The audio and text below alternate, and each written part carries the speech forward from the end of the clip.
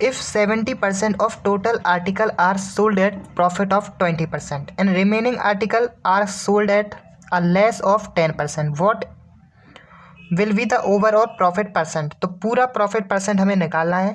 तो मान लीजिए एक पूरा जो प्रोडक्ट होगा वो कितने का होगा, 100 रुपीज़ का, ठीक है।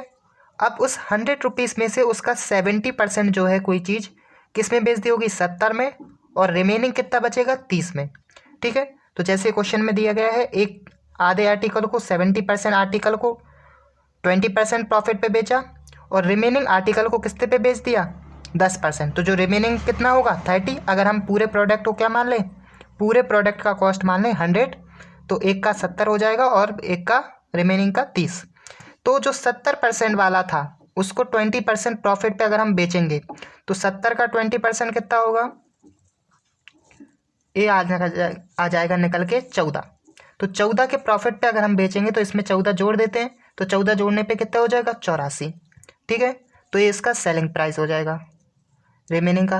अब 30 रुपये को जो है उसको कितने में बेच दिया, 10% लॉस पर, लेस, तो 10% का लॉस, तो 3 का 10% हम निकालेंगे तो वो कितना निकलेगा, 3। तो 3 के लॉस पर बेचा तो कितना हो जाएगा वो, 27, ठीक है। अब ये 27 हो गया और ये इसका सेलिंग प्राइस। अब टोटल सेलिंग प्राइस कितना है, इन दोनों को ऐड करके हम क्या निकाल लेंगे, टोटल सेलिंग प्राइस हो जाएगा 111। अब हमें पूछ रहा था कि ओवरऑल प्रॉफिट कितना है, तो आपको दिख रहा होगा 100 पे कितना प्रॉफिट मिल गया हमें, 111। तो ये 11 ही क्या है हमारा प्रॉफिट परसेंटेज है, क्योंकि 100 पर जो चीज़ भी हमें प्रॉफिट मिल रहा है वो प्रॉफिट परसेंटेज ही होता है। तो 11% हमारा प्रॉफिट परसेंटेज हो गया।